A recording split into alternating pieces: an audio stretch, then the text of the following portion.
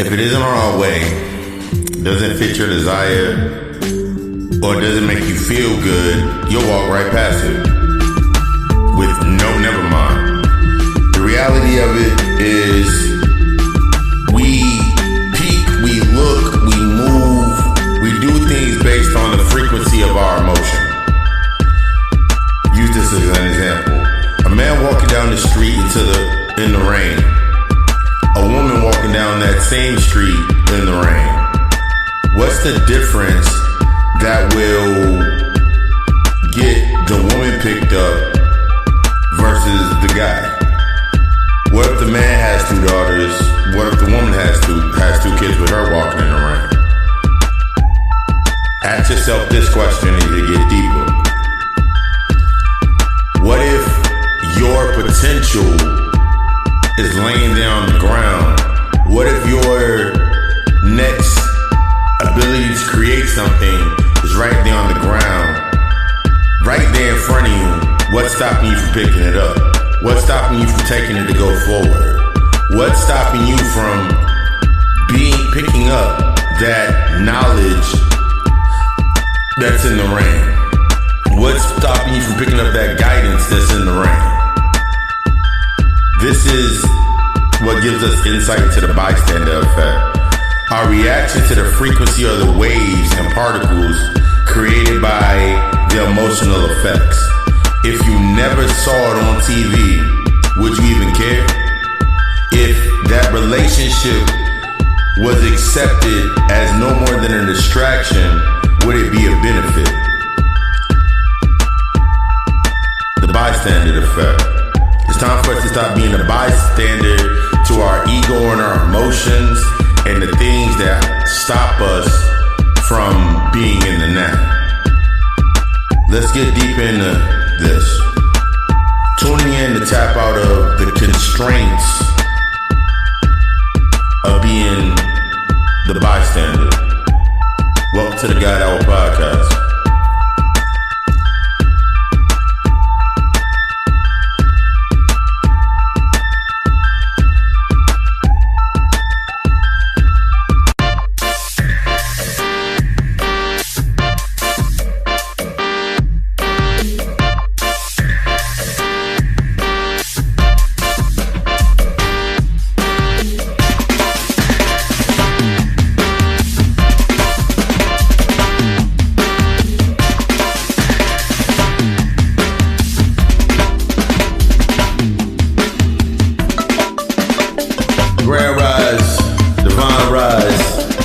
Blessed be to the day, may it be everything you require to create everything that you desire. Remember, today is the only day that matters. So whether you're a king or a queen, god or a goddess, titan, alchemist, occultist, bruja, warlock, wizard, shaman, shamaness, starseed, celestial, remember, the day is the only day that matters. You're the only one that matters. We understand it from that. This is the perspective. Everything's meant to be observed and experienced. And everything that is experienced can be observed and learned and vice versa. Welcome to the God Hour Podcast.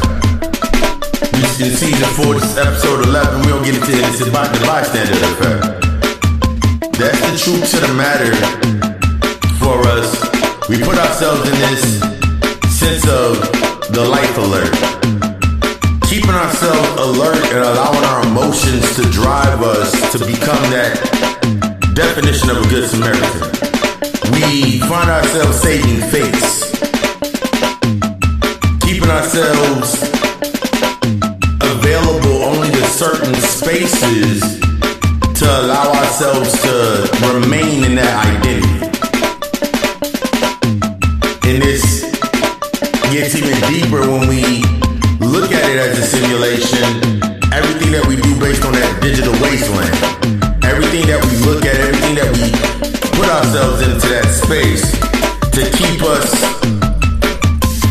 bound to something. But we gonna get deeper into this when we get into this week's session. But before that, Papa Lucifer, oh yeah. I'm Papa Lucifer, your occult psychologist, your your master of ceremonies, and your host. And we gonna get into that after we get into this clarity with this week's reading. Welcome to the God Out Podcast. Let's get into this.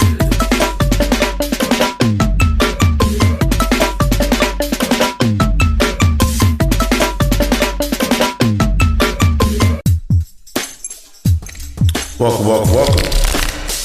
You know, before we get into this, we gotta get into this reading. As is the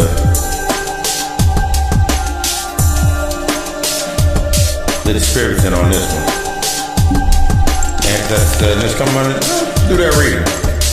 So we're gonna get into a nice little general energy reading, read that space and aspect of understanding how you are and what you are being a bystander in. What you are a bystander to is one of the main keys.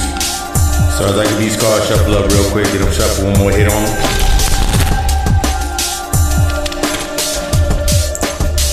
As we get the card shuffle up one more time. Hit that one more hit. Alright, cool. Let's get into this reading, shall we? First card that we pull going forward is that Chariot. Second card that we pull is the Page of Pentacles. The pages, the pentacles, the coins represents the earth. So it's a new opportunity to bring ourselves to a new grounded position. Third card we pull is the Nine of Cups. Representing you're not coming to a space where you can start looking at that abundance as you start grounding yourself. Fifth card pulling out is that Two of Wands, representing that decision going forward. You got two decisions to make, moving forward.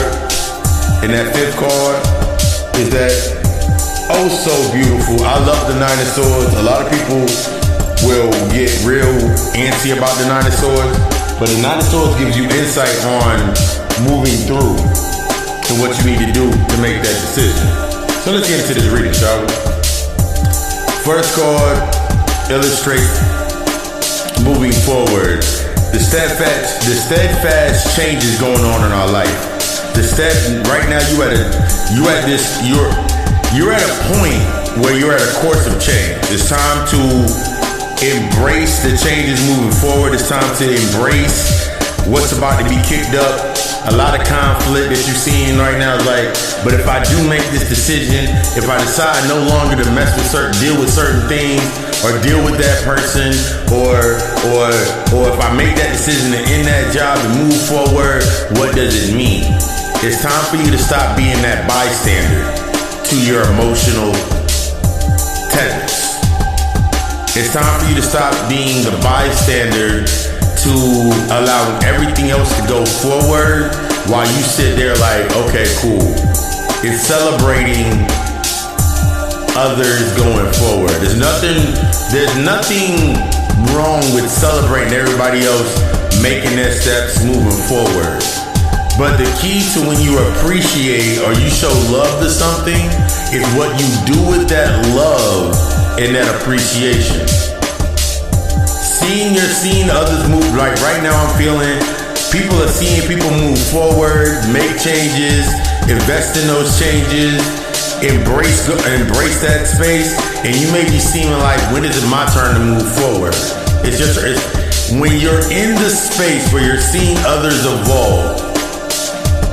When you're in the space, when you're seeing others evolving, you're seeing others change, you're seeing others take that step, take that jump, that's your sign. Remember, the first sign is your thought.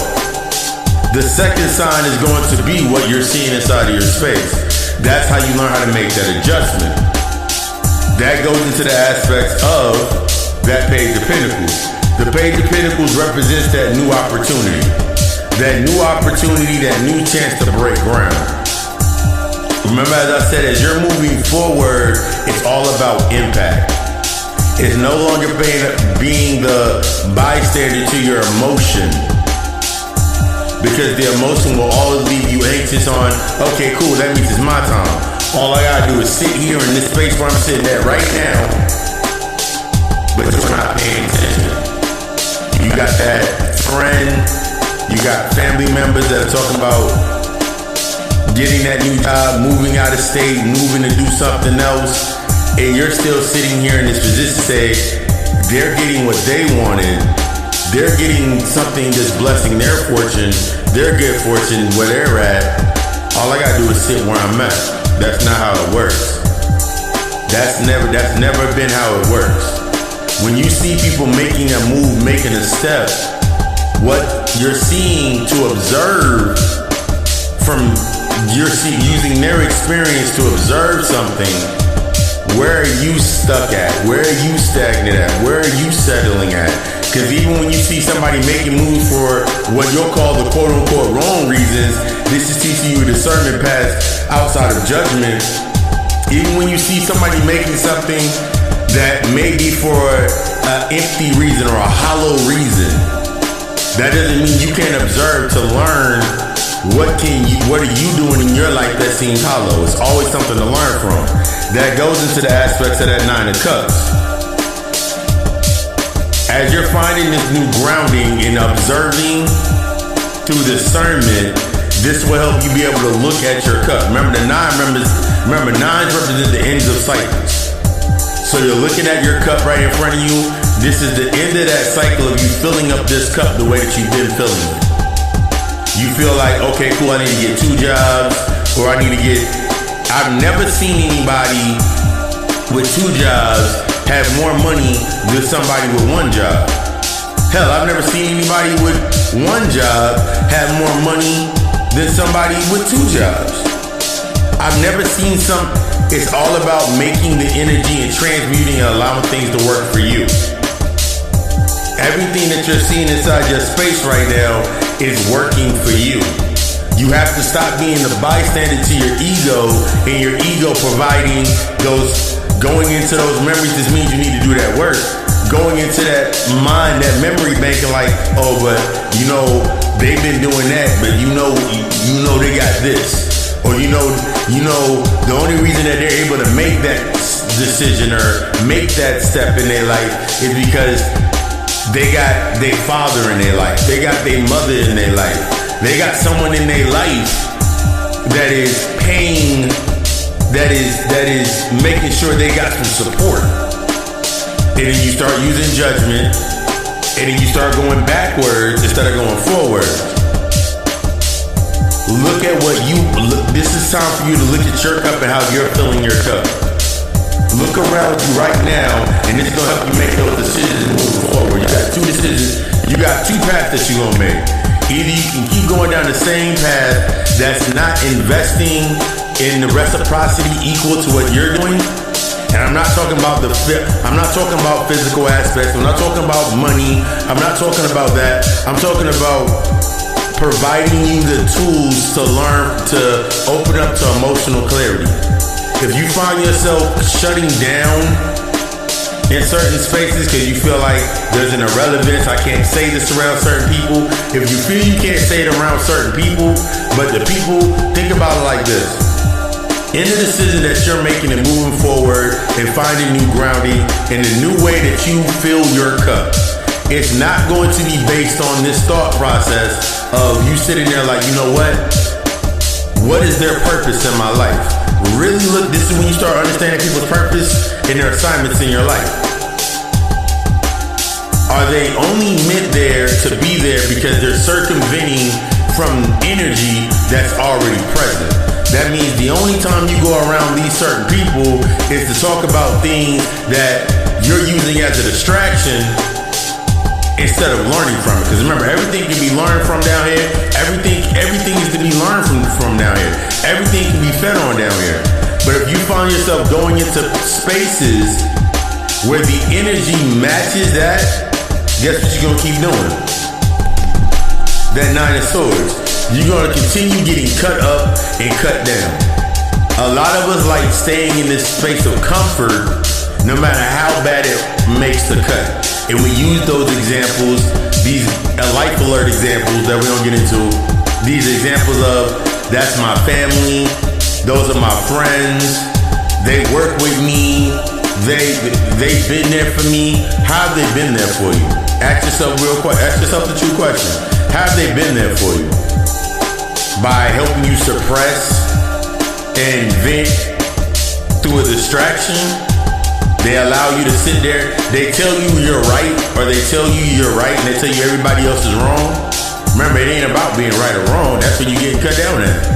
You get cut up looking for the right and the wrong. You get cut up looking for the wins and the losses. You get cut up looking at one side and ignoring the other side. That's how you get cut down. That's how you stay in that vortex with yourself never moving forward. The next time I give this as an example, as we looking as you move forward and you're coming into this new opportunity to ground yourself, I want you to really look around you. I want you really to look around you and look at the individuals that are around you. What do they represent?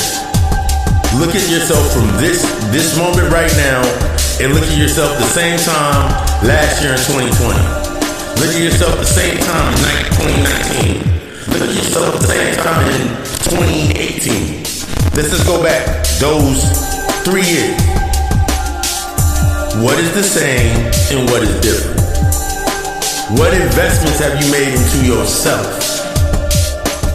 What investments into those changes have you made into yourself? Where are you at now?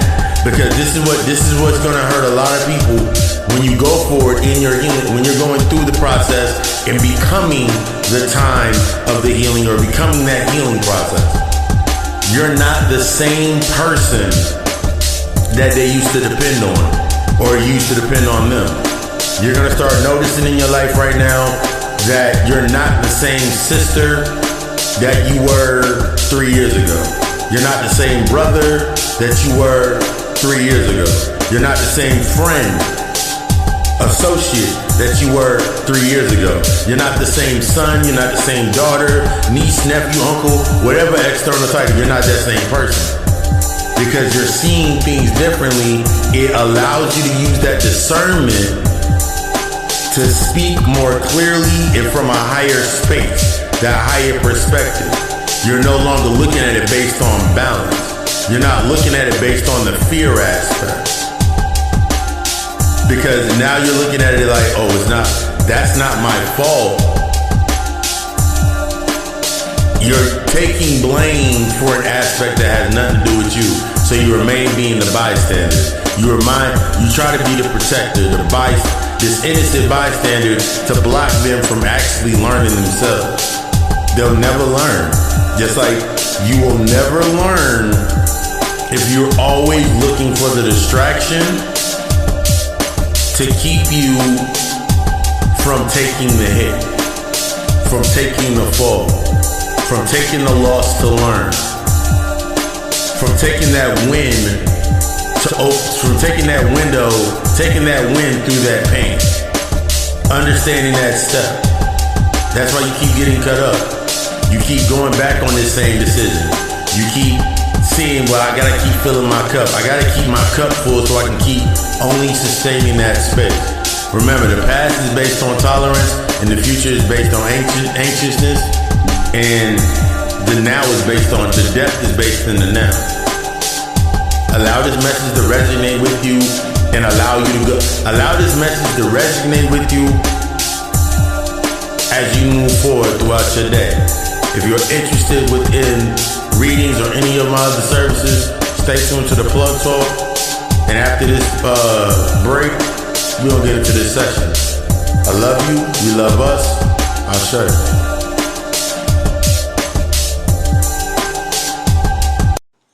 You feel like you got a voice, feel like you got something to say? Feel like you have something that can move the masses or get everybody tuned in, and you want a bigger audience? Whether it can be anything from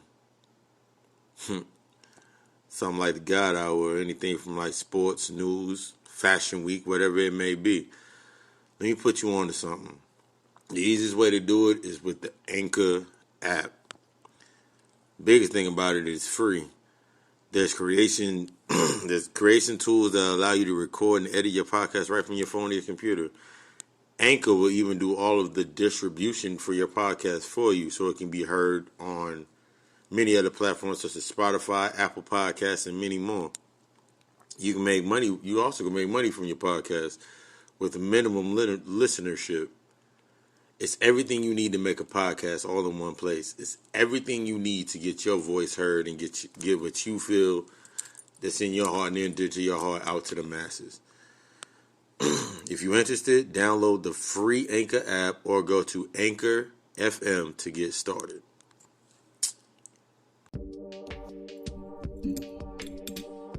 And welcome to another episode of the God Hour Podcast. I'm your host, Master of Ceremonies, and your occult psychologist, your shamanic healer, Papa Lucifer.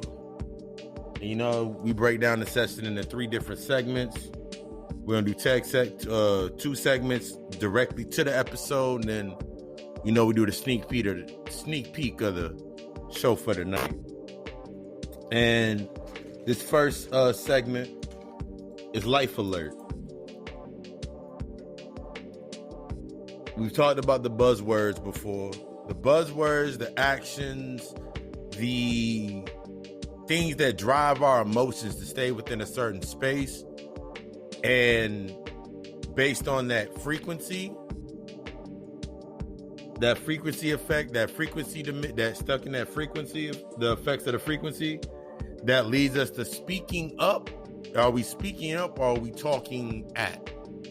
Arguments and everything. This all goes into saving our life or saving our existence so we can continue reacting to the dank. We continue reacting.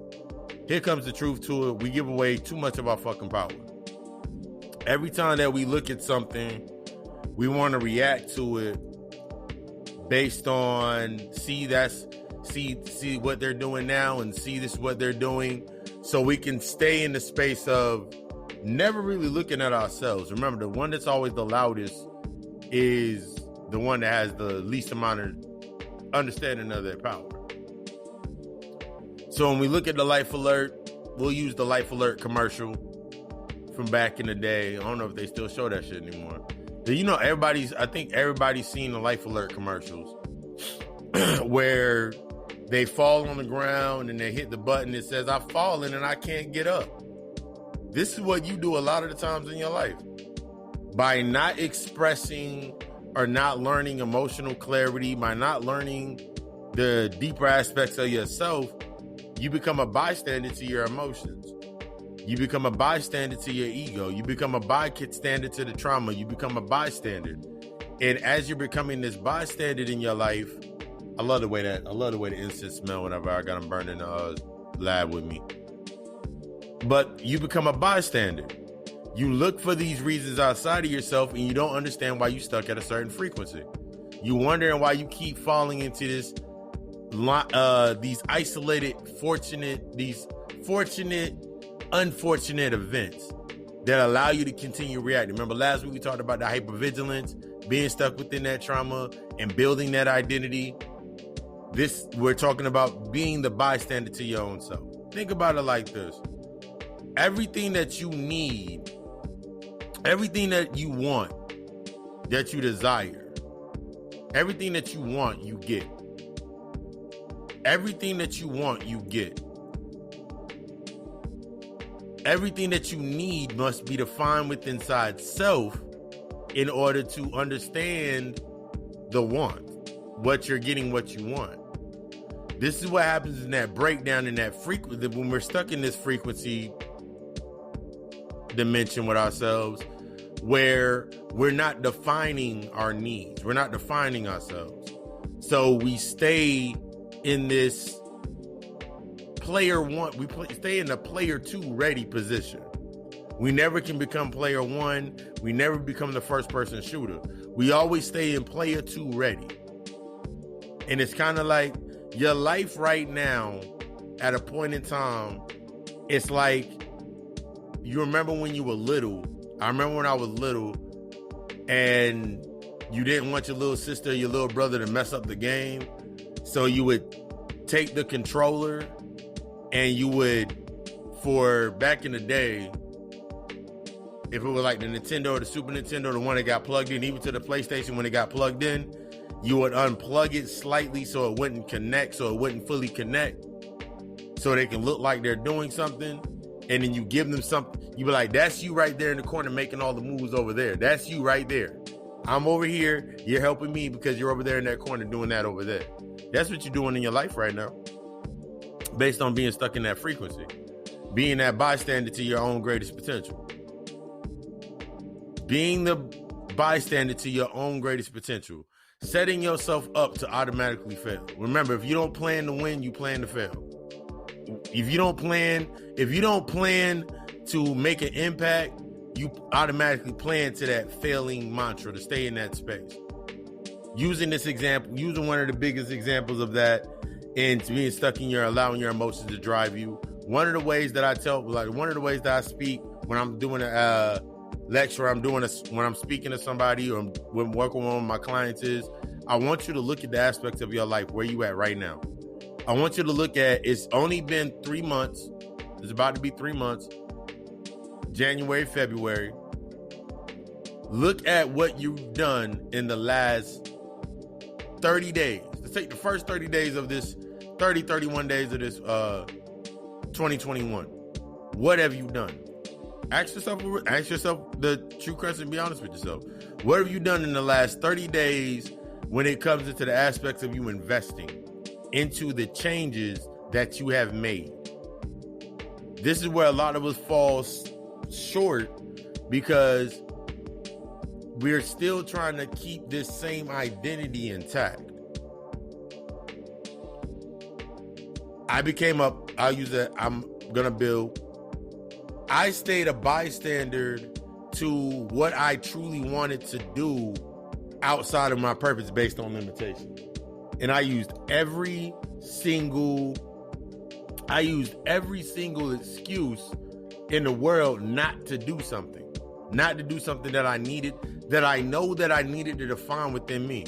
I remember, I'll use it, 2018, between 2016 and 2018, those were very, what you would call opening moments for me. I was at a new job. I was at another job. It was in the field that I was used to. That's how we're going to build on it. It was in a field that I was used to. I mastered. I mastered this field. I mastered the mechanics of this field. I mastered my integrity within that space. I mastered my productivity. I mastered my mental aptitudes, my mindset, the way that I thought. I mastered all of these aspects within that space. But I could not move forward because I still had a limitation. That's why I couldn't move forward. I kept looking for distractions I kept looking for the distraction to give me the drive. Can you guess what can you guess what I was a bystander to? My emotions. It was easy for me to have a reason to be angry. It was easy for me to have a reason to be angry, be irritated, be upset, voice my opinion, voice my thoughts, or talk at. It was very easy for me because I was in a frequency where it allowed me to talk at things. It allowed me to talk at. It didn't allow me to speak up. It allowed me to talk at.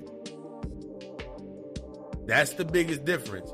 And you saying that you're saying that the aspects of you saying that I'm real and I don't take nothing from nobody and I got to show people who I am, you need a reason to do that. That's based on reaction. That's being driven by the emotional aspect. So it leaves you in there being a bystander. Remember, being this bystander in that space, when you invest into something emotionally or when you're emotionally tied to something, and when we talk about that emotional ties, we talk about the needing or the longing for something that you have not defined within yourself.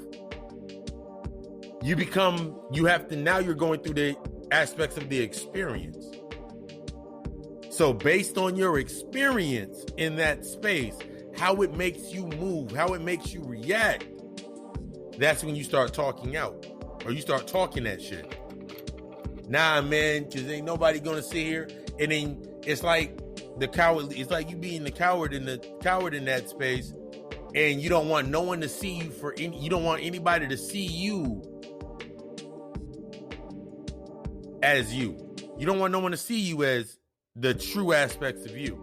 You have not defined the truest aptitude or the aspect of you within balance. So you keep everything. So because remember, everything remains in balance. Even in chaos is balance. So everything in that space remains in balance based on the chaos.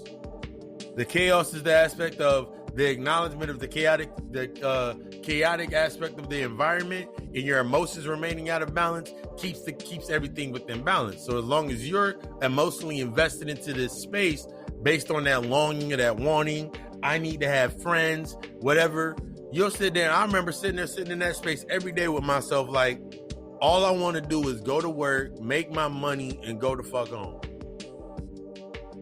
But since I didn't define the needs of, since I didn't define certain aspects inside myself, I always found myself listening to people talk.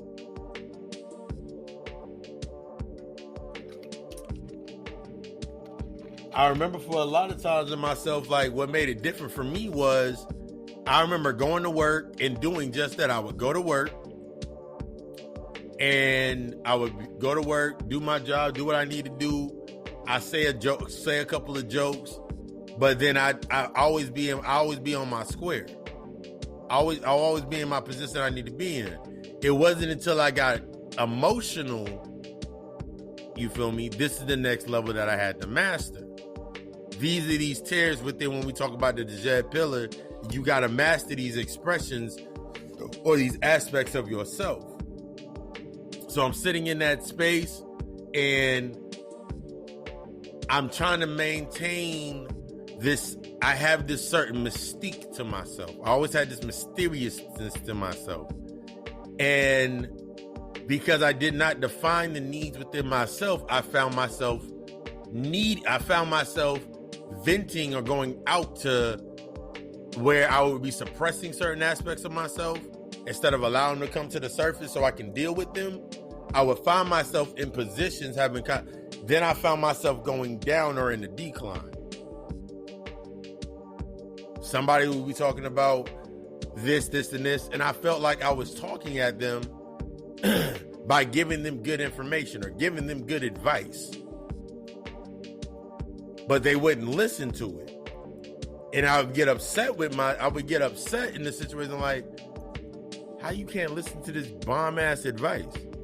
But then I had to really realize and look at myself like, am I giving this advice based on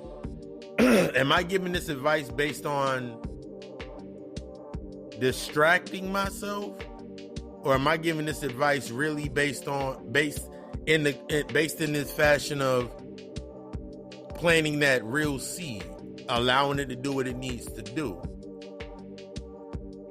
Am I trying to, because when you're stuck in this emotional aspect, as I would always remain in a certain aspect of bias. I will always find myself on the other side of the coin. I always find myself on the other side. People would say stuff about me never having to not always being off a line, or never having to be never having to do what they're doing. And then it gave me a reason to be like, look, the reason that I'm doing what I'm doing is because I've mastered this. But it didn't come out as that. It didn't come out that way. As I thought it was coming out this way, I was speaking up for myself. I was actually just talking through, because it always came at an emotional moment. I invested into the emotion. I would allow somebody to say something based on emotion, in an emotional in their emotional sense. They'd be angry, depressed, jealousy, insecurity, doubt within themselves. I allowed them to make me doubt myself. And this is what a lot of us do. We become a bystander to insecurity. So now they're saying something about me, and now I feel like I have to say something about them. I have to say something to them, and all you're doing in reality with this is you're just completing a circuit. Because you don't know them as deep as they don't know you. Everybody that show up in your space, they're showing you a different aspect of yourself. They don't know you. They don't know what you do out. They don't know what you're doing, what you're doing. They don't know why you do. They don't know the They don't know that. They don't know what you're doing. They don't know what you do. All they know is what happens inside those four walls. And these four walls is any space that you go into. All they know is what happens in them four walls. The only reason that you get stuck in these four walls and you're not able to maneuver is because you're stuck within that frequency. There's aspects within inside of yourself that match the corresponding of that frequency. See, I still had aspects with my inner child that I did not heal yet. I still needed acceptance. I still needed to be seen a certain way. That's my moon sign being a Leo. I needed to be seen a certain way. I needed to be seen. And I remember doing these things that I thought were normal. And this is what we start looking at in that space. We start looking at ourselves thinking the shit that we doing is normal.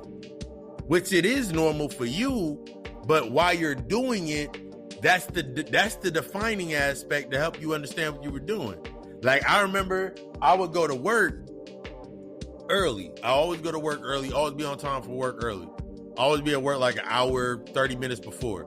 Because I would take the bus to work, or I would walk to work. Either walk or take the bus to work or whatever, get an Uber or whatever. So I get to work kind of early. So I go grab my food There's a noodle shop across the street from the restaurant I worked at. I go over there and grab my food, go sit in the back, got my bag, sit in the back, and I have my headphones in, watching me a Bobby Hemmett lecture or a lecture or whatever, reading something. And I be sitting back there, same table. It was table 61 at the restaurant I worked at in that section, table 61. I sit there all the time and I be sitting there. Not paying attention to anybody, not thinking about nobody, whatever, into that space. Doing exactly what I need to do. Eating my food and doing whatever, doing my thing. Get ready for work. Because I always knew something would happen. I always knew something would happen to where me being seen caused a reaction. Me being seen caused a reaction. But I couldn't embrace this aspect of understanding that I wasn't in the aspects of the now. See, I was just doing this shit as a bystander. I was a bystander to my hunger, because I was hungry. I was a bystander to my being hungry. So go grab my food, thinking nothing of it. There's something simple. It'd be the simplest things that you really don't realize why you're in the position that you're in. So now I come to work. Now they say, yo, we need you to clock on early. Glad my boss will always be like, glad you came in early. I always can depend on you coming in early. Need you to clock in and go help out real quick. I get on the line, do my thing, and then the morning time, cook, end up trying to slide out without really doing anything.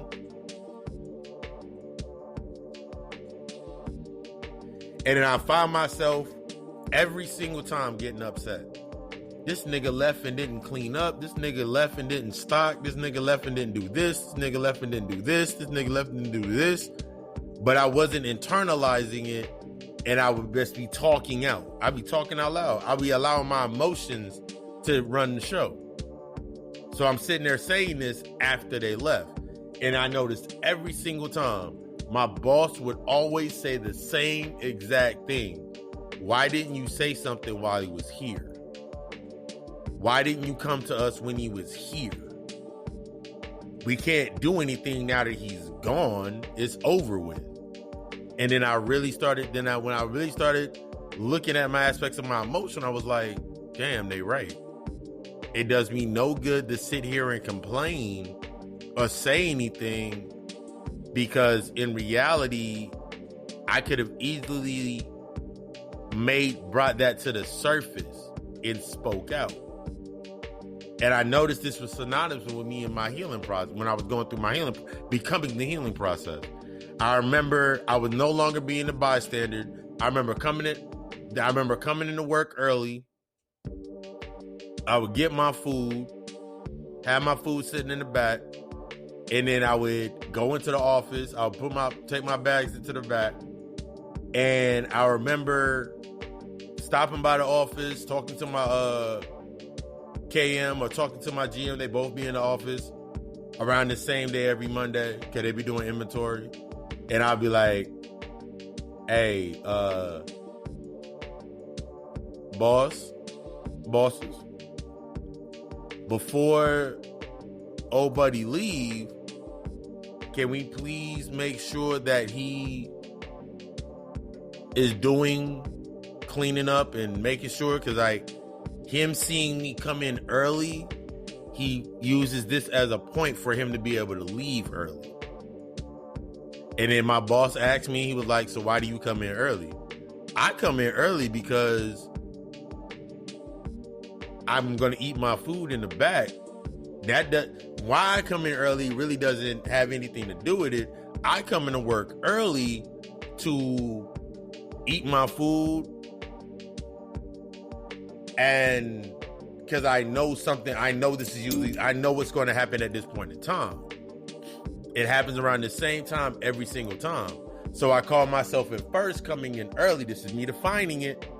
Coming in early to stop that to not stop it. That's the key we got to stop doing. You got to stop using it as a distraction to try to stop something.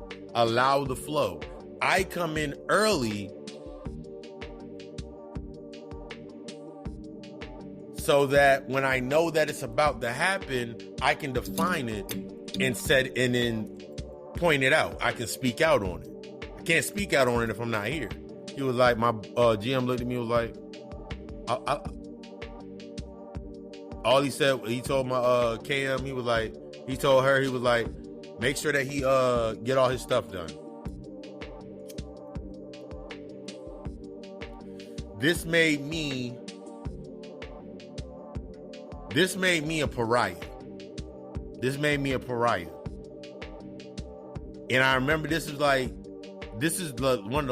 lesson I was learning, because I remember the next time, like a couple months later, going down the line with myself, I'd be at work, and now I started coming in earlier to do inventory. I started coming in earlier, do trucks, start doing other things, mastering things, and coming into the higher levels, learning new lessons, learning new things in that space.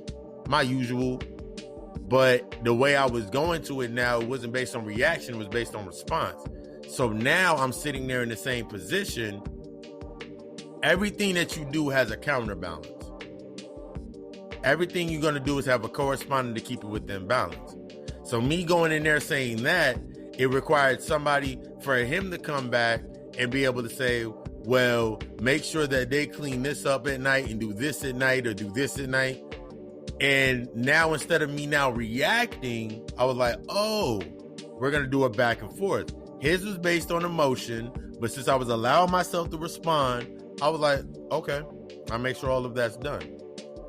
So then at night, when I came in on my Mondays and I would close on a Monday night at the good old Red Lobster, I made sure I did everything, had everything set up. I made sure everything was in line. I made sure every utensil was in place. I made sure everything was where it needed to be. I made sure I filtered everything, that I filtered the fries the way they need to be filtered, changed out things, made sure the floors, I made sure everything was spot on, because I accepted the challenge to invest into my change.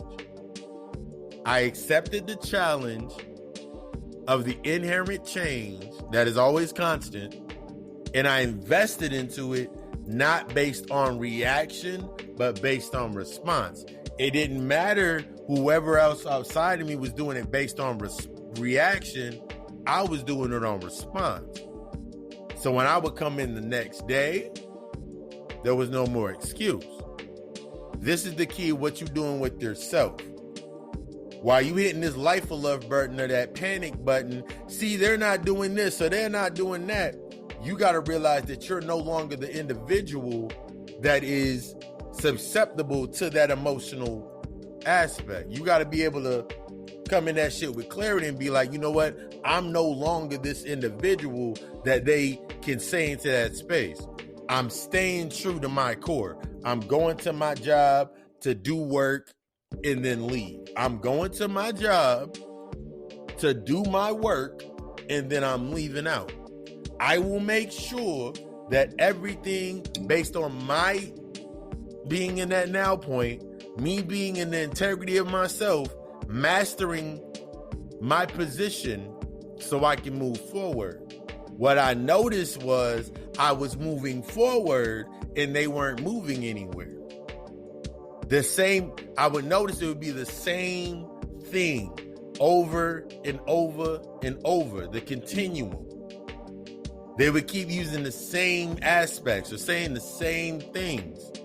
So all I did, instead of reacting, I started responding by being more in depth with the aspect of something as simple as, oh, they said you didn't clean this or you didn't clean that. All right, bet. Let me go clean this. Let me take pictures of what I cleaned. Let me send the pictures to my management team. I was a key at this time. Let me send pictures to the rest of the team and be like, yo, I did this. This has been done. This has been done. This is what this looked like before I left. It stopped it in its tracks. This is what you're going to have to start doing in your life, realizing that you're no longer that same individual. As you're investing into these higher aspects of yourself, as you're learning the higher aptitudes of yourself, you got to remove yourself from, it's not just about removing the people that no longer fit the certain space with you. And so your voice becomes more boisterous and you start speaking up.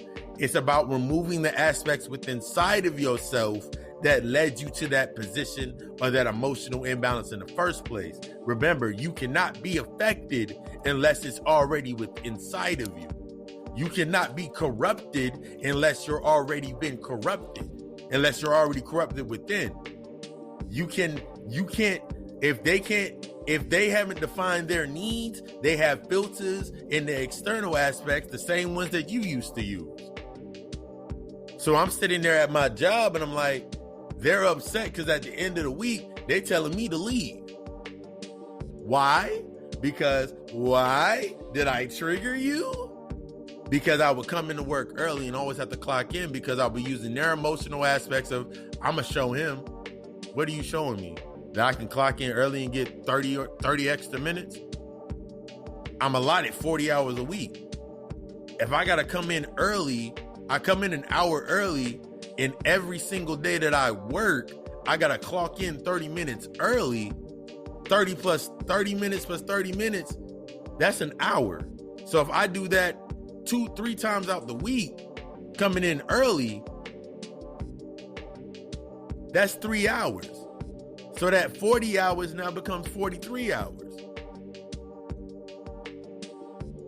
They're not going to let me get to the 40. They'll let me get to about 43, but they're not going to let me get to 44. So now throughout the week, during the weekend, when I'm coming in early and I get to leave early, I'm not closing.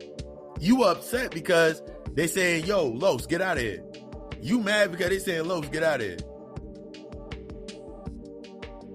And that same emotional aspect that you used in the beginning that I just learned and mastered in myself, I remember walking off the line. This is no lie.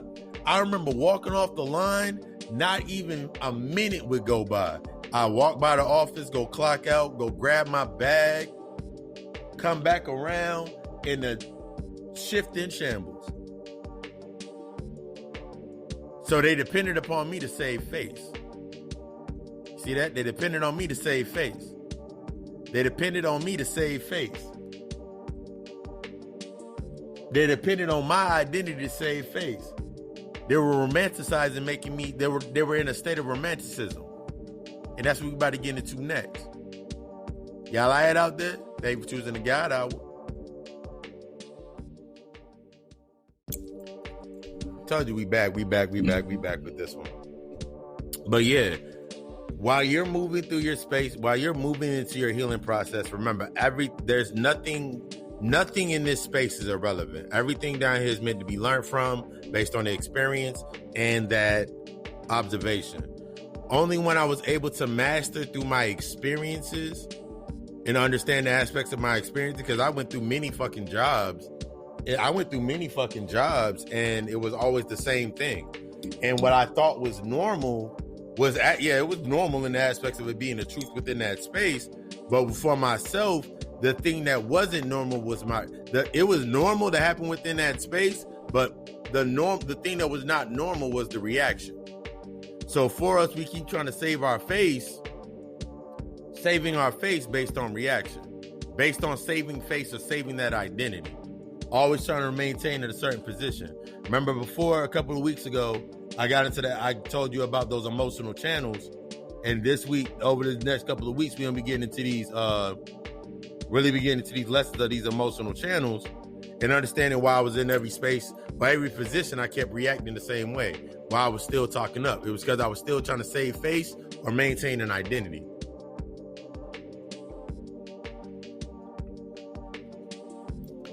I was romanticizing inside of that space. I was stuck in a sense of romanticism, being accepted. I was romanticizing what it looked like to be accepted. I was romanticizing what it looked like to be the big dog on campus. I was romanticizing these aspects within myself in order for me to maintain or save that identity. So now this is how you start applying this information. This is how you start applying the knowledge that you learn in yourself. How are you applying it, and what are you applying it to? Are you applying it to the ego? Are you applying it to healing the inner child? Are you applying it to hide the shadow? What are you applying it to? This is the aspect of that depth in this now. So in that space, I remember they would go back and forth and they would keep doing the same thing. Like, oh, he's not doing this. So, okay, cool. So then even in that space, this is the aspect of you being a god, me being a trickster within that space, they would use their emotions to set the tone of what they were doing. So now they would sit there and clean up something extra nice, or they would clean up some shit extra nice, be extra definite with certain aspects, doing certain things, and they would use their emotions. Down to my own brother that be at the job, who uses emotions to do things, but then I was looking at I would listen to what they would say based on saving their identity. Because now they would use the things of, and I looked at it, and I would see how my boss would use their emotions, because that's what he had been using with them.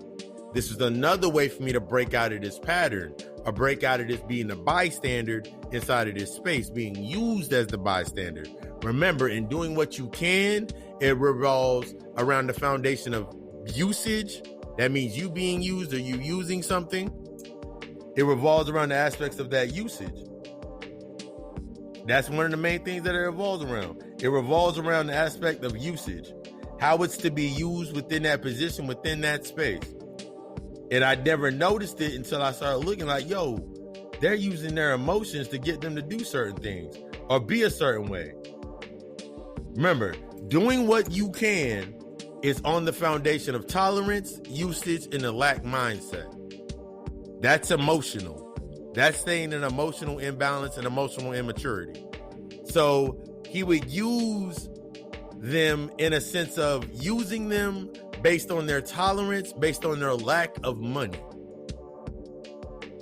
This is how you stay locked in these positions, because this is what's being used against you, is you not understanding that tolerance is based on the past. So when we think about tolerance based on the past, remember how I broke that down before? Tolerance based on the past is I tolerate what I'm going through in this existing in this present moment because I never want to go back to what I was in the past tense of myself. I never want to go back to being broke. So now you're in the mindset, the lack mindset. The lack mindset builds off of that memory. So the memories of when you lacked something, you didn't have money, you didn't have the chick, you didn't have certain things. And now this is what's giving you your voice. So now when you're voicing, feeling that you're real about something or saying that I'm real, I'm just here to do this, this, and this, it's only based on reaction. It's only based on because you stepped in that position and said something, not understanding the lay of the land. The whole land is built on emotion. Remember Friday we talked about the system. This whole thing's built on emotion. So everything's built on emotion until you learn emotion, learn how to bring your emotions to that balance. All you're doing is things based on reaction. This is where the doubt, the insecurity, the grief, the guilt, all of these things start coming up. This is when you you're stuck in that bystander effect. I'm not going to do this, but if I don't do this, then they're going to think this. Let these motherfuckers think what the fuck they going to think. You stuck in the turmoil of tolerance and judgment, and you ain't learned discipline and discernment. When to speak and when not to speak. When to voice and when to use your voice and how to use, not even when to use your voice, but how to use your voice. Saving face, saving that identity, saving that old identity. I remember trying to save my old identity all the time. Sitting there in a space and be like, nah, man, you don't understand, man, because this, and this, and I ain't no punk, I ain't no boy, I ain't no child, I ain't none of this, and this. And I remember just saying these things all the fucking time when I would get angry. I remember there was one time while I was at work and I let my energy go. I got so mad. I allowed someone to get me upset, get me mad. And I remember all they kept saying in the calmest voice ever was, that's it, show the real you. Show the real you. And I can thank her. I can thank the mother energy that she served as the purpose. Because what she was saying, even if she didn't realize it, don't even matter. But what she was showing me and bringing me into a position, I needed to go through that. I needed to express that. I could stop the suppressing it. I needed to vent. I needed to release that. Because from that point, I was like, you know what? She's right. I'm suppressing aspects within myself that I really need to come out with. I wasn't even arguing with her. I wasn't even yelling at her. This is how you start understanding, like, you got to sit back and really become humble, because when you start yelling out loud and you start voicing and saying, I'm this, and this, and you start talking out loud and you start noticing a motherfucker ain't listening to you and they're talking at you, they're not speaking to you, they're talking at you. They're having a much needed conversation with themselves. In that moment in time, I was having a much needed conversation that I've been needed to have with myself. I was actually arguing with my mother. The conversation that I was not having with my mother, or not voicing these aspects to my mother about how I felt about certain things, to bring them to the surface so I could heal from them, I wasn't doing. That's where that energy was feeding from. A lot of times we're inside of our space trying to save this identity, and we're scared to actually be the reality out behind that identity, behind that mask. We're scared to be seen that certain way. So we give ourselves excuses to use it. This is doing what you can based on a level of tolerance. So when tolerance goes away, now it's time to use it. And how you're going to use it is based on how you power it. What's going to power it? That lack mindset, that lack of understanding, that lack of understanding, that lack of definition of yourself, that lack of emotional clarity, that lack of emotional maturity, that lack of these aspects within yourself. So now you feel like now you're stuck in this open sort of reaction within that space. Now you sitting there like, oh my God. Now everybody looking at you, they don't want to say nothing to me. They're like, oh my God. And I remember what happened right after that happened. That happened to me. I've amped out on a couple of employees throughout my career to set them straight. I thought I was setting them straight, but I was actually setting myself straight. And I remember my homegirl later on, like we closed.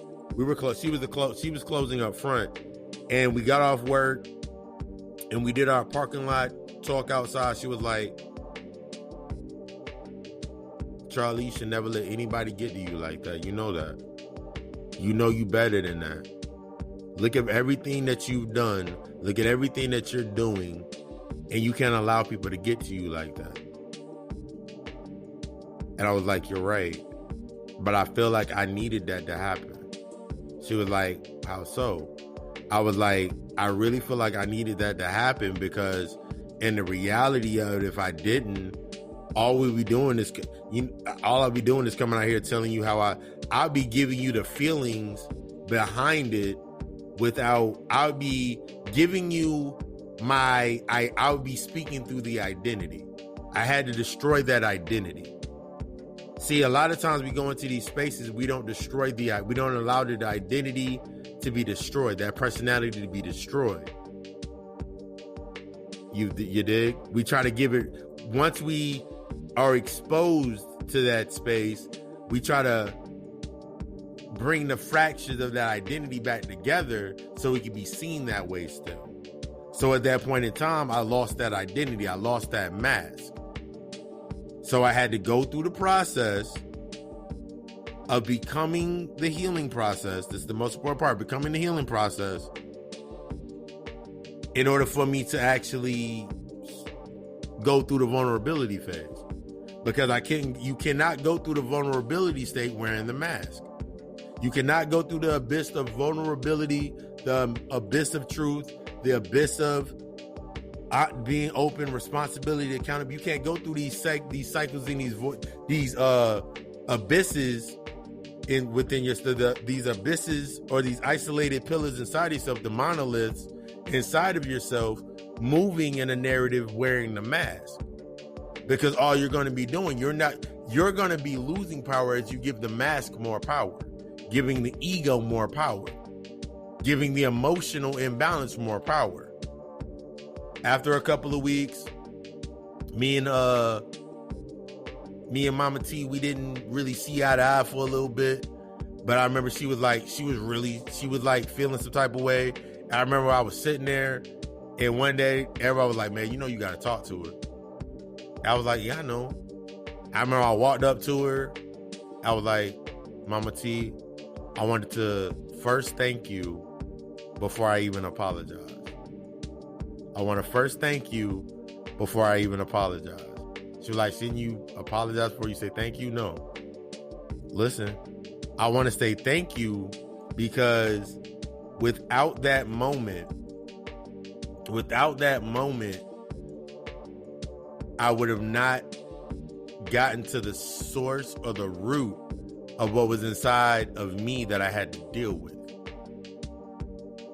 Spirit brought us together in that moment. So I apologize for my reaction.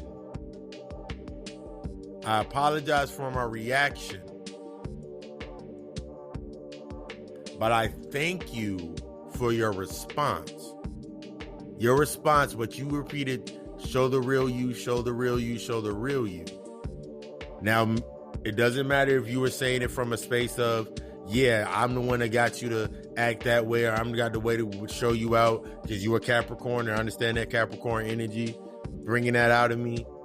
But in reality, you actually aided me in giving me the mirror to really see something that I really needed to deal with. And she was like, "I've never had an apology." Like, later on, we got busy.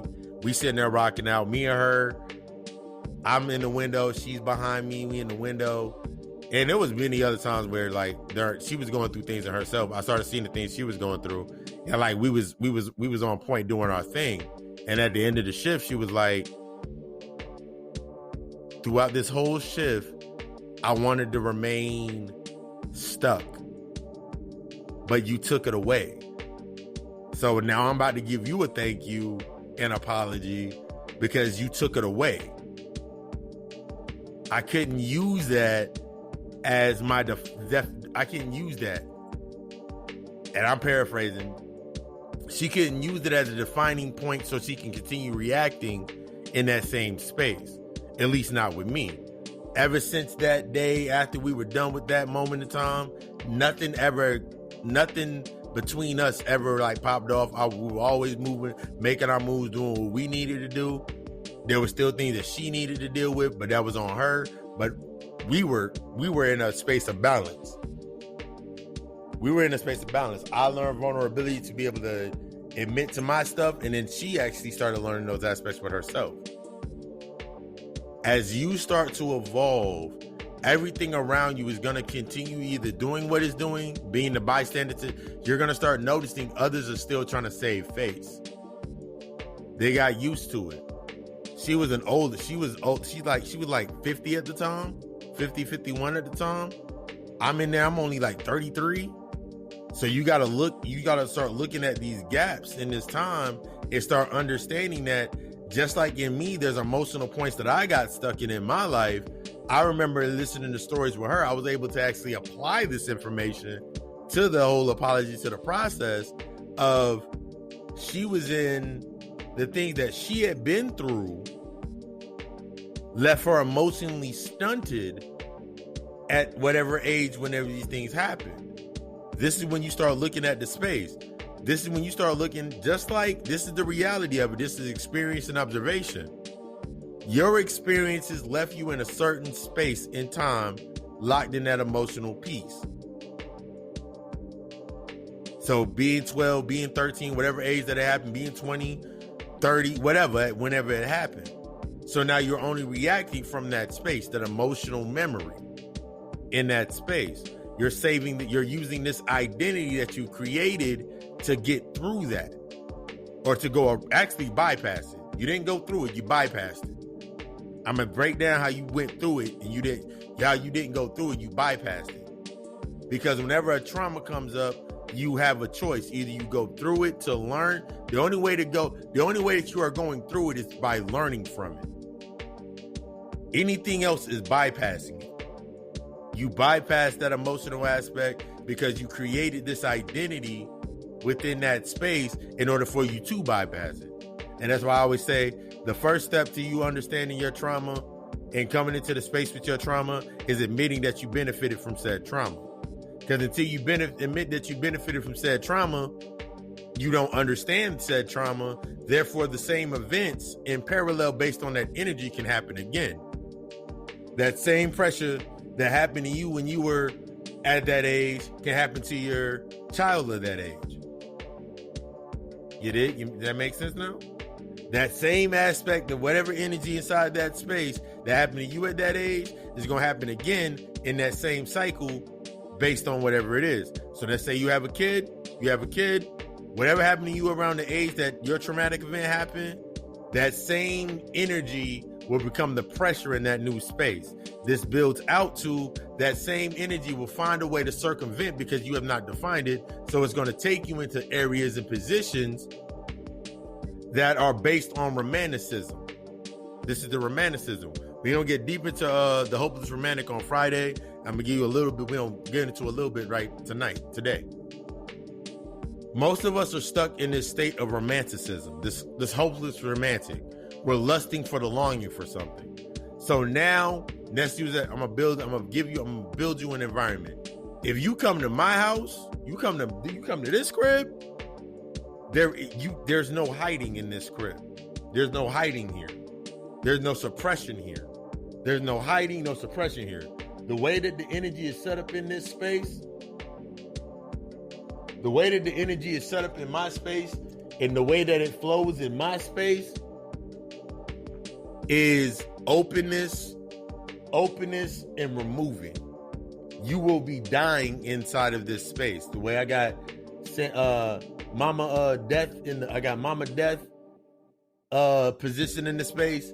Knowing death is the aspects of knowledge, you will be exposed in this space. Everything is based on clear clarity within this space. There's no suppression here. This is a space where you have to become vulnerable. So if you're not used to being vulnerable, you're not used to that depth of the love within yourself, you're still stuck within certain emotional aspects, guess where your body's naturally going to lead you? You're going to be driven, that identity that you're trying to keep in shape, keep intact. You're going to go to a space to where that identity reigns supreme. You're going to go to a space where that identity reigns. So it can be a friend house. This is when you start looking. Remember, we've been going into this. What is the assignment and the purpose of the people that are in your life? What is the purpose and the assignment of the places and the spaces that are in your life? As much as you want to be independent, as much as you thrive on being independent, independence is a trap. Independence is a nigga trap. Fighting for freedom is a nigga trap. Because you're already free. You're already independent. You're already an isolated event. What you're tapping into is becoming self-sufficient. What you're tapping into is your sovereignty.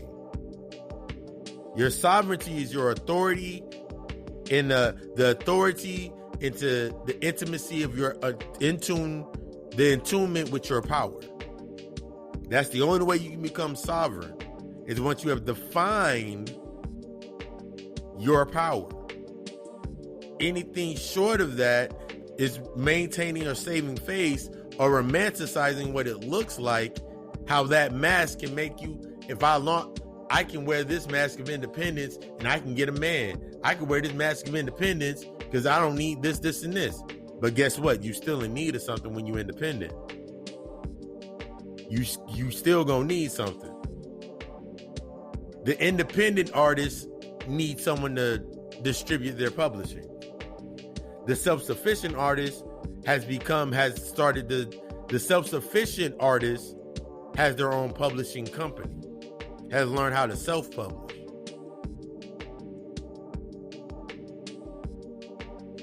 You did? Yeah. The one that is wearing this mask, romanticizing of being independent, this mask that says that they're independent, they're dependent upon something to publish or give light to that mask. So you'll say that you're independent based on the people around you that are in a state of dependency. Because you can do something for them. You can use them. They have a usage to you. And they can use you in the same way. When you go into that space, remember, it's all about balance. In that correspondence, they can use you as much as you use them. Their level of using you is based on their level of truth and what boundary they're willing to press, based on the boundary you're willing to press. Go past. Their ability to use you is going to be based on that lack mindset, how much you lack. So as long as somebody's always lacking, someone's always being used in that position. So then you're now in this lower level. When you get something, this is become crazy because now that I'm outside of that position, I don't need to use it anymore. I can invest in the appreciation of the lesson. See, you can't invest in appreciation until you learn what appreciation truly is. Appreciation is outside of romanticism. That romantic thought that you have in yourself about your definition, and we're gonna get into this tonight. That you have the appreciation for somebody to accept the mask. I accept your mask. But being around me, my energy will destroy all mask. Being around me, my energy destroys all mask, and you won't be able to use them around me. Motherfuckers come to me and like, people have come to me just in regular conversation, not even coming into the client level, even to going down to my clients and people that I've done work for. I've worked together with, and they're like, yo, when I have a conversation with you, it's like, I don't know why I'm so open. I don't know why I'm so honest. I don't know why I can be so vulnerable.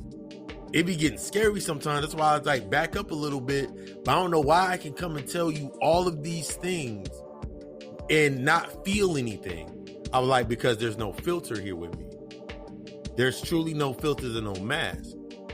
You bringing something to me, I'm outside of the realm of where your comfort is. That's what you start feeling. I'm outside of the realm of comfort. I'm outside of the realm of comfort.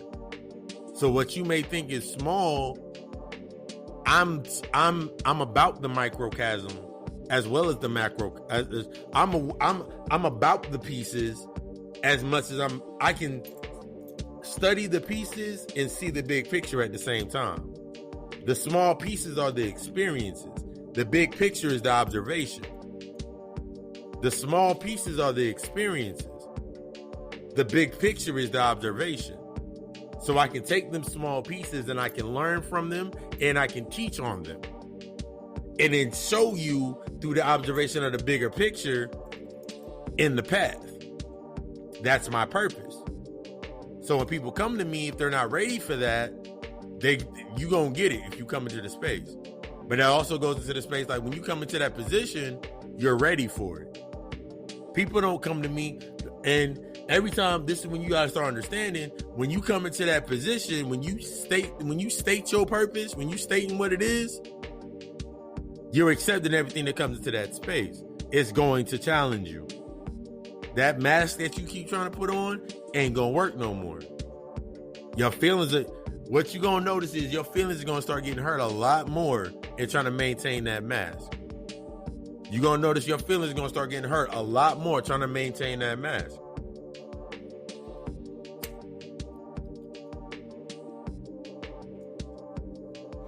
That was one of the biggest things just in myself that I had to learn, that I really had to learn, I really had to embrace in order to start doing what I want. And doing what one desires is on the foundation of depth, trust, and discipline.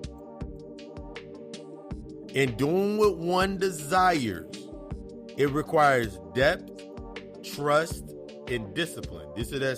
Those are some basic aspects into that. Anything outside of that, you become a bystander to it. This is how that bystander effect works. Now you over at that party. You're at that party, at that club, at that house, and you're a bystander because you're a bystander to your emotions. You know you don't belong over there, but your emotions led you over there.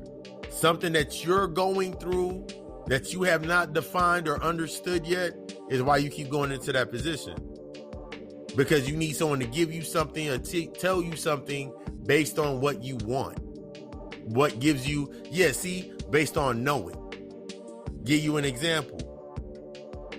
If I remember going back to my job, I guess that's the theme for today. I remember being at work and I remember I'd be listening to people's conversations, observing people's conversations. And they would be saying things like, I knew I was right. And then here comes me. And then my brother always called me, my brother was like, here come the devil's advocate. Take you outside of that space.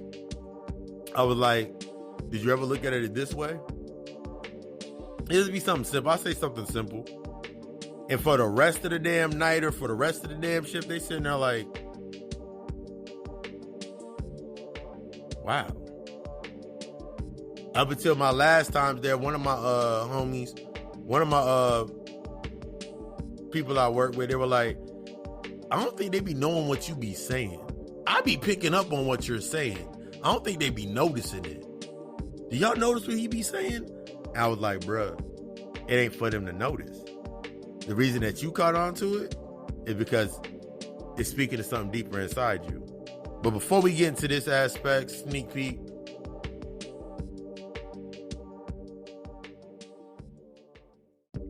And we back. Like I stopped it. Sorry about that. Not really. Leave you in suspense. Leave you in the suspense.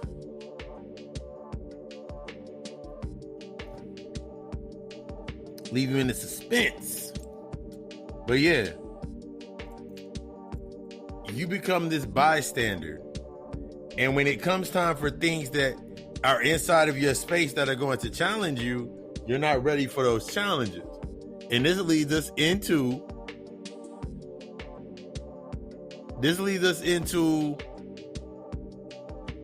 the digital wasteland. The digital wasteland is the aspects of the imagery or the waves or the thoughts or the processes that are coming into your space right now that are forcing you to change. Remember, as you change, as you evolve, guess what happens? Everything around you changes and evolves. And it evolves based on the level of where you're at. This is where a lot of people get like kind of upset and mad with certain things.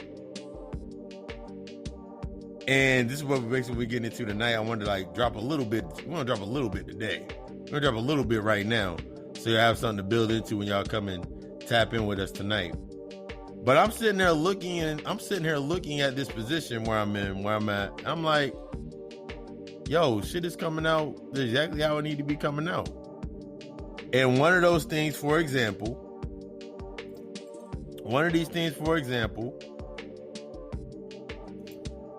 is I saw the B. Simone joint. I don't know if anybody's seen it. B. Simone's video, and then everybody's now in a race basically to see who has the best video with that into that aspect or whatever. But it was kind of cool to me because I was like, oh, it's challenging the old narrative. Looking into the aspects of Kevin Samuels, it's challenging the old narrative.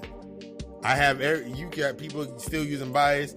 It ain't about the aspects of money. So someone need to check 7 cameras. Money is an aspect of status. It's how you apply the information. He's speaking to a certain clientele based on where he's at inside of his space. But it's triggering you because you haven't defined certain aspects within inside of yourself.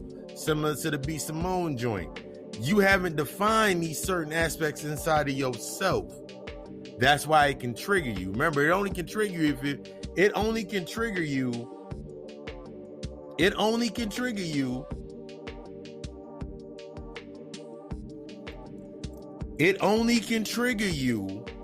if you have not done the work.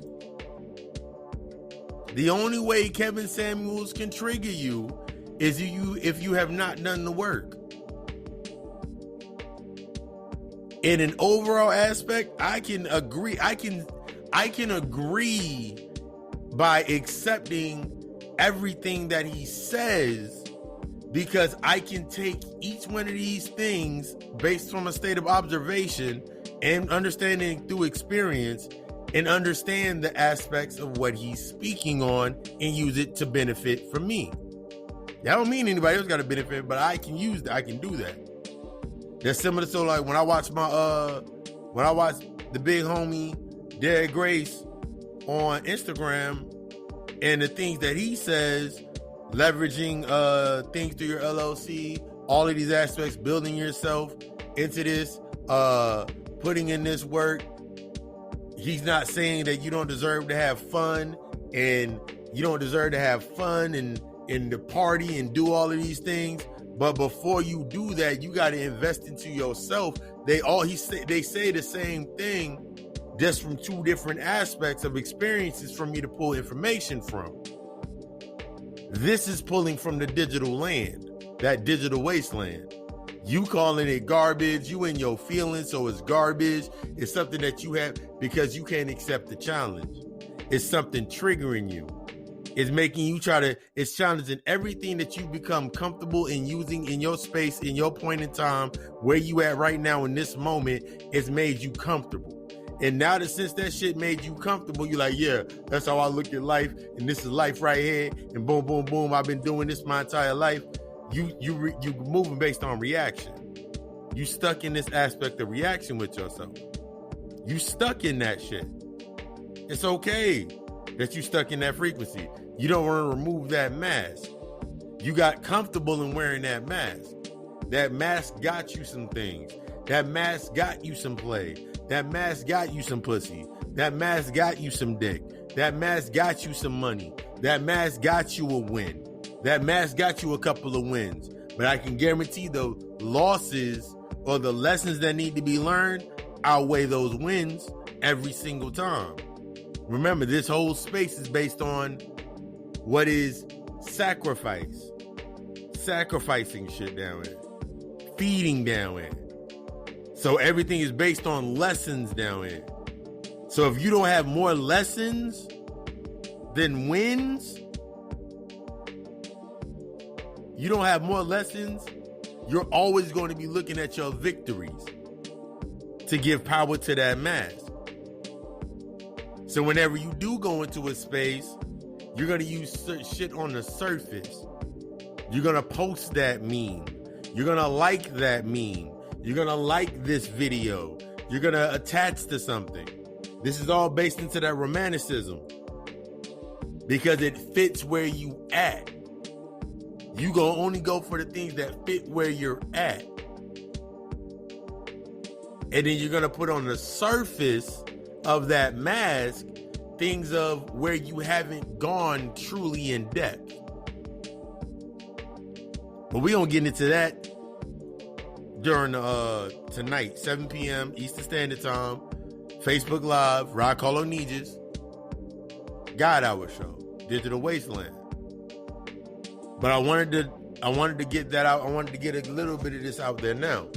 While you sitting in the position that you in, I talked about it earlier. Everything that you invest in gives you a return. What are you getting a return on? If you invest emotionally, you get emotions in return. You got used to investing based on emotion to get emotions in return. Something to feed the catalyst, become the catalyst to your emotion. And then it becomes the excuse. I love so damn hard. No, sis. No, bruh. You don't love too hard. You love it in an undisciplined state. You ain't learned how to become self-sufficient with yourself. So you're dependent in your independence. That insecurity comes out and it hits you with that. Now you sitting in that position and the motherfucker is hitting you with some shit or triggering you and you don't know how to respond to it.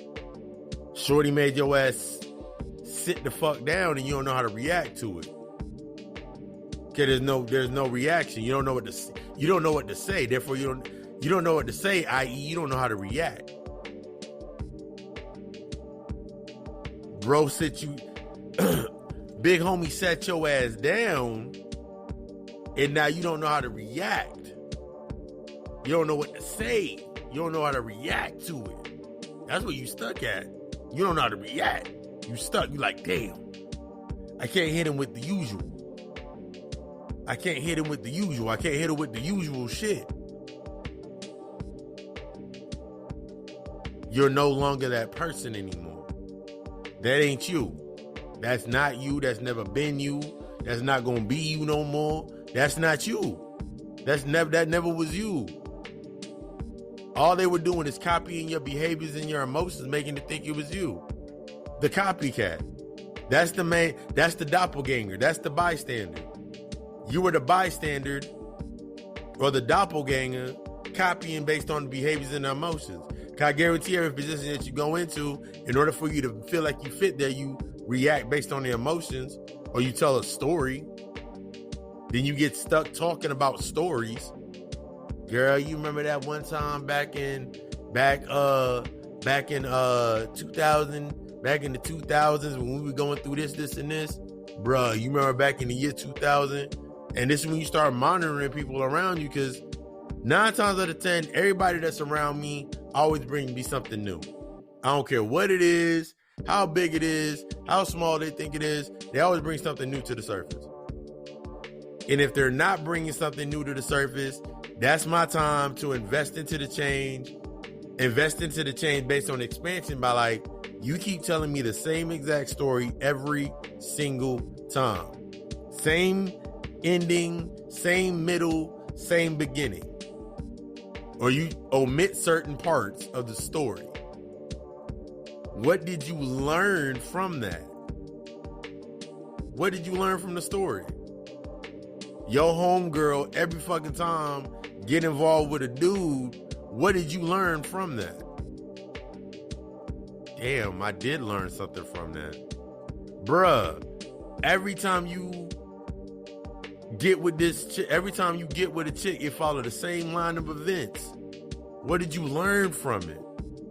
These are the questions you need to start asking these people around you, because that's going to establish whether they've served their purpose, they've served out their assignment, and it's time for them to be deployed. That's how you going. Yeah, it's time for them to be deployed. It's time for them to shuffle. It's time for their contract to be addressed and their contract to be terminated. And now that I've terminated this contract, it's time for me to discuss with myself in a private arbitration the lines of that contract or that agreement or that assignment of their purpose. It's time for me to address within myself, am I still the same person? Because in the reality is, I'm not the same person at all. I'm not the same person from 3 weeks ago, let alone 3 years ago. The things that used to get to me, the things that used to trigger me, the things that used to affect me in a grave balance, they don't affect me anymore. The way that I used to approach things based on, as I told you this, I've given you this story throughout, that ain't me no more. So since that's not me no more, that space serves no more purpose. It's on for me to go master something else. Now I'm in a different position mastering this. I'm mastering my work, dropping podcast episodes, working with music. I'm mastering the delivery in my lectures. I'm mastering how I display and put up the ads for my services. And I'm now quantifying that effect. I'm in my purpose. There's no limitation. So now that I've mastered this is my new foundation. I've mastered it. I've learned the lessons. You've learned the lessons. You've mastered it. This is the foundation. There's no more need to go back to it. There's no longing or needing or wanting of anything else from that space. I'm no longer playing the role of the bystander in my life. Either I'm moving forward with or without those old aspects. With or without them. Doesn't matter anymore. I'm no longer in this position mentally where I got to be sitting there like, yo, man, but you got to do this and you got to do this. I'm no longer trying to change anybody, convert anybody. I ain't trying to make nobody do what they don't want to do. That's one of the biggest things that you're going to have to come into is stop trying to make people do stuff or say something. You need to do this and you need to do that. Once you stated that one time, that's all the time you got to state it. Once I state one time, this is real shit, because after you stated it, it's up to you to build within that space. So I use this as an example. I program my day. Okay, you feel me? So the conversations that used to leave me in a state of distraction no longer distract me. Everything from me going to the gym or working out. Last week, car was out of commission, so So I didn't have a way to the gym, but it did not stop me from working out in some way, shape, or form. So this week I went back to the gym today. Went back to the gym today. It was beautiful. So now I know that just in case this doesn't happen, I have another route on my path. See, it's not about adjusting the route to fit, adjusting the path to fit you. Is you adjusting to fit the path? It's not about adjusting the path to fit you. It's about you adjusting to fit this path. That means all this information that you're taking in, it isn't about you because it isn't about you trying to fundamentally fold it and fit your mind to hide something. It's about allowing it to go in and make some shit expand. That's what this shit is about. Or else you get stuck within that digital wasteland. Looking for things that look nice and fit on the surface, and you ain't really doing no fucking work. Now you sitting there stuck, you mad, you upset with people, you ain't dealing with the things you need to deal with, you ain't moving the way that you need to move, you ain't talking the way you need to talk, you ain't living the way, you ain't doing what you need to be doing. So then you waste a whole another 365 days on some bum ass investments that only give you returns based on emotion. You spend another 365 days of your life, another 365 days investing in stuff that sustains your character that you're playing in that game, while meanwhile your purpose remains a bystander. What you're truly wanting to do, what your purpose, your potential, your limitlessness remains a bystander to your ego. And then you wondering why, because I've said this before, whether you invest in those 4 years to do something different, or you invest in that 4 years to remain the same, those same 4 years are going to pass. Those same 4 years are going to pass, regardless. Those same 4 years are going to pass, period. What did you do? Fuck what everybody else did. What did you do in your 4 years? I can look back and validate within myself what I've done in my last 4 years. I can see my progress in my last 4 years. I've mastered the levels in each one of these years.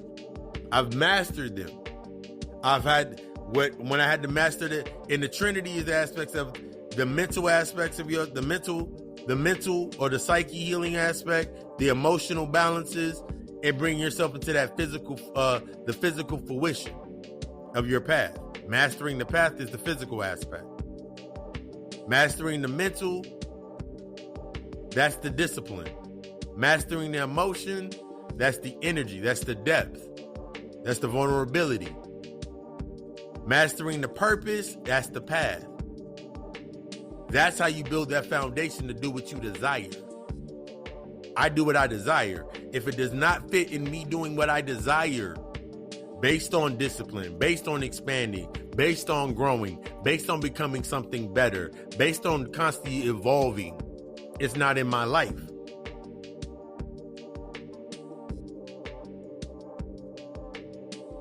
I'm invisible to that frequency. I've quantified. I've evolved. I'm in the shadow realm, and I'm loving it.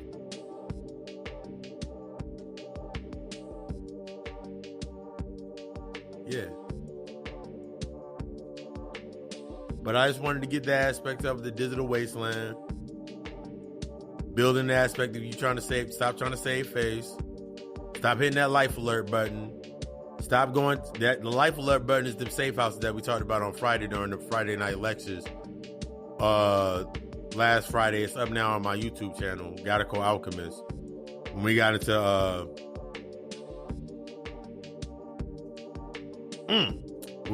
divine luxury, defining the aspects of authentic self, building your authentic self. But yeah, stay tuned for the plug talk, and then we gonna close this out. Little impactful message. Stay tuned for But up next to that plug talk. Thank you for tuning in to the God Hour. Thank you for tuning in to yourself to tap out of, in this case, the role of the bystander. I'll see y'all after this.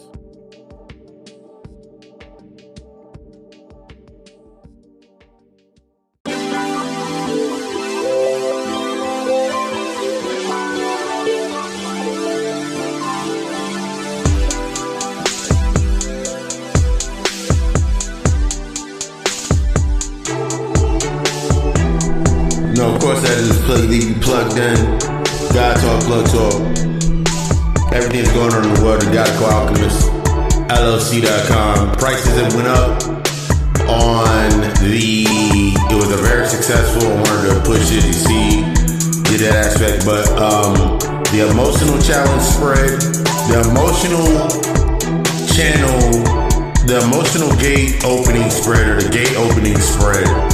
Because you know all the gates open based on balance of our emotion to get to that point. It is now $70.70. That's $70.70. It will be up. It's up now on the website. Still hit me in my inbox for all the other services, readings, Saturday shadow work consultation, $100. Or you can go to GodaCallAlchemistLLC.com for what's popping up on there. If you don't see certain services and you hit me in my inbox, and you asking about, do I perform certain services, like do I do couple services for couples or to that things of that narrative, that nature, hit me up, because I do a lot more services. Those are just the services that I highlight. Later on I will be adding more services, but GodaCallAlchemistLLC.com. Alchemy, my Shopify.com. You know, that's the place for everything from the tapestries, shirts, all the different clothing, merch, tapestries, much more stuff coming to the in the spring collection. Still use the promo code capital P, capital L, the number 216 to get 30% off your entire order. That's for a limited time. And yeah. And as always, I appreciate the support. I appreciate everybody buying yourself something nice for my on my birthday, basically. Buying something nice on my death day, my solar return, my earth day, whatever you want to call it. Thank you for all that. Buy yourself something nice, 30% off the whole order. Or as always, you know, you can hit that Lucifer Simon Cash App link. You can support the growth, support with donations based on that. Speaking of divine luxury, defining yourself through the building into the authentic self. Last week we got into divine luxury on Friday Night Lectures. This Friday we're getting into the hopeless romantic. Lusting for the longing or the romanticism of the romanticism to the distraction. We'll get real deep into that, like we do every Friday night, 8 p.m. Eastern Standard Time. But before we get all the way to get too far ahead, and we look it up, now I'm getting from past from this episode. Let's concentrate on it now. The God Hour Show, as you heard, Digital Wasteland, 7 p.m. Eastern Standard Time. Rock All It Needs is my Facebook page.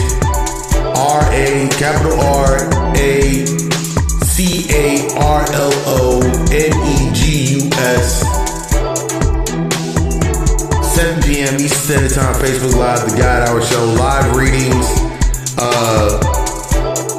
Live readings. One card is the Oracle card, 333. 3-card reading is 777, and a full 5-card general energy reading is 1515. Only time you don't get something like that of that nature, because we building it up, it's live, it's a party. Let's get into this digital wasteland of the understanding this simulation to this space of We're dependent too much upon the external byproducts to set our standard and our tone. Yeah, we don't get into that deep. We don't get into that tonight. So we got you pretty much covered. There's no excuse. That's the key. There is no excuse to you becoming the best version of yourself. It requires that honesty. Remember, doing what you can requires the foundation of usage, lack mindset, and distraction. To do what you desire requires the foundation of truth, depth, and discipline within yourself. You got one or two choices. If you're gonna evolve or you're gonna repeat. Stay tuned for this last message, this last commercial sponsor that, and we don't get into this closeout. I love you, appreciate all the support. Thank you for stopping through, tuning in to tap out of your constrictions and rolling with the occult psychologist. This is Papa Lucifer. I love you, we love us. I'll share.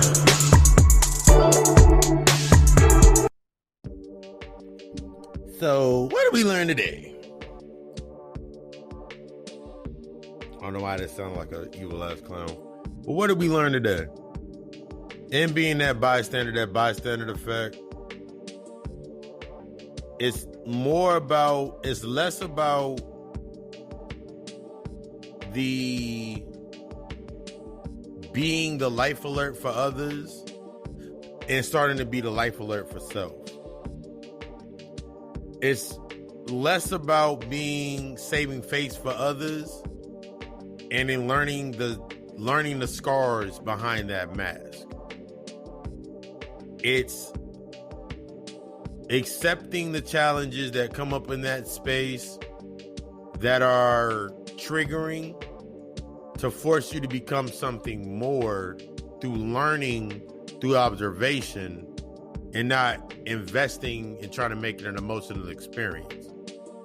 Stop trying to make things about your experiences, because this is what happens a lot of times when we go into these spaces with ourselves. We become that bystander to our ego, and we allow our ego to express our experience and try to convert others to seeing our experience as the way that you want to remain. I remember looking at a lot of the experiences that I've been through, and I remember constantly being in that state of trying to convert others to see it my way. It's not for them to see it my way, because until I've applied it and become the example, even until then, it isn't even about seeing it my way. It's about giving or becoming the catalyst in your own life, becoming the catalyst in your own space, and to allow yourself to eradicate all filters and masks that come around you. A lot of us like to complain about snakes in our grass and people using us, and snakes in our grass, people being deceitful. People always got me fucked up thinking that I don't got something, so I always got to show them this. I got to show them that I got it, show them that I can do it. And then we get stuck within that realm of ourselves, trying to save this mask, trying to be this person that don't even exist anymore. And then you find yourself stuck in 1995. You find yourself stuck in 1996. You find yourself stuck in the 2000s. You still walk around, still trying to put the same hair pieces together, same outfits together that you put together back then. You're trying to keep putting on the same bootleg armor that's been chinked, dented, and destroyed, but you keep trying to put it back on, because that gives you the definition of you being real. Because you staying in the fucking dirt, you staying in the hurt, you staying in the pain. So you can say, this is why I love so hard. This is why I give so much. This is why I do this, this, and that. So you need something outside of you to give you a reason to do something? So you can say that you're doing good? So you need that false sense of restriction or that constriction What you really acknowledging that you're comfortable in that space. What you really acknowledging that you need that discomfort. Discomfort challenges you on the emotional level, it challenges you on the mental level, and it challenges you on a physical level. It challenges you on your intentions. It challenges you based on how you power your intentions. And it challenges you on the path to getting everything that you desire. We ain't done yet, though. You know, tonight we got the God Hour show. We're going to get it deep into the digital wasteland, so y'all stay tuned for that. And then we on, live readings. It's a party. Tune in even deeper to tap out even further. I'm going to leave you with this message about the now. I'm going to leave you with this message. As I pull it up. Let me pull it up real quick.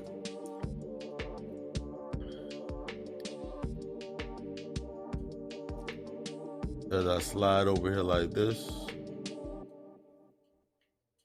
Here it is. Nope, that's not it. Let me pull it up real quick. Here it is. We often perceive good fortune as the result of luck or the separate serendipity. When it's based on the effort, when it is actually based on effort and dedication in the now. To accept that one is in the right place is the depth of your spirituality. The reflection of effort is in the interest. The stance of integrity gives us the momentum to our pace and our end impact. When one has focused on the outcome or the speed of the results, the projection changes. True dedication is in the learning to adjust the path, not forcing that path to adjust to us. This is where we can find ourselves running or tolerance of the past approaches to even the same obstacles based on the imprints and not the uncomfortable feelings of the challenge. This is where one sometimes fears being seen as a reflection of the result and the losses and loses the sight in their path and the very dedication of evolving.